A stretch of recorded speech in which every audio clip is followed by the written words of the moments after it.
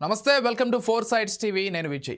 కలియుగ ప్రత్యక్ష దైవం వడ్డీ కాసులవాడు తిరుమల వెంకటేశ్వర స్వామి సన్నిధిలో వరుస కుంభకోణాలు వెలుగులోకి వస్తుండటం భక్తులను కలవరపాటుకు గురి చేస్తోంది. తిరుమల పరకామణి చోరీ, శ్రీవారి ప్రసాదాల్లో కల్తీ నెయ్యి దుమారం కొనసాగుతుండగానే శ్రీవారి సన్నిధిలో మరో కుంభకోణం వెలుగులోకి వచ్చింది. వివాదాలు ఇంకా పరిష్కార దశలో ఉండగానే కొత్త స్కామ్ టీటీడీ పరిపాలన క్రమశిక్షణపై తీవ్రమైన దుమారం రేపుతోంది. ఇలా తిరుమల తిరుపతి దేవస్థానం నిధులను పెద్ద ఎత్తున దుర్వినియోగం చేస్తున్నట్లు ఆరోపణలు వెల్లువెత్తుతున్నాయి. పవిత్ర పుణ్యక్షేత్రం తిరుమల తిరుపతిలో మరో స్కామ్ వెలుగులోకి వచ్చింది. శ్రీ వెంకటేశ్వర స్వామి దర్శనానికి వచ్చి వేద ఆశీర్వచనం పొందే ప్రముఖులకు ఇచ్చే పట్టు అంగవస్త్రాల కొనుగోలులో మరో పెద్ద మోసం జరిగినట్లు తిరుమల తిరుపతి దేవస్థానం భద్రత నిఘా విభాగం గుర్తించింది.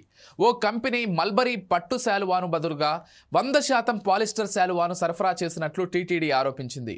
2015 నుంచి 2025 వరకు ఈ మోసం జరిగిందని టీటీడీ పేర్కొంది. 350 నుంచి 400 విలువ చేసే శాలువాను ఏకంగా 1389కి అప్పట్లో కొనుగోలు చేశారని ఆరోపించింది.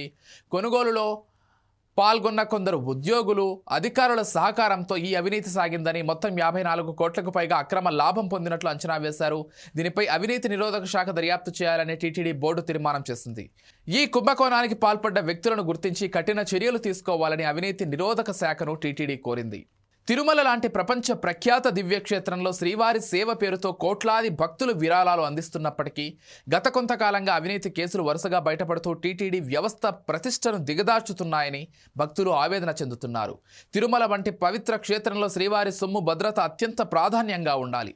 వరుసగా వెలుగులోకి వస్తున్న ఈ అవినీతి ఘటనలు టీటీడీ పరిపాలనపై తీవ్ర ప్రతికూల ప్రభావం చూపుతున్నాయి. అవినీతిలో పాల్గొన్న వారిపై కఠిన శిక్షలు విధించాలని దేశవ్యాప్తంగా ఉన్న భక్తులు కోరుకుంటున్నారు.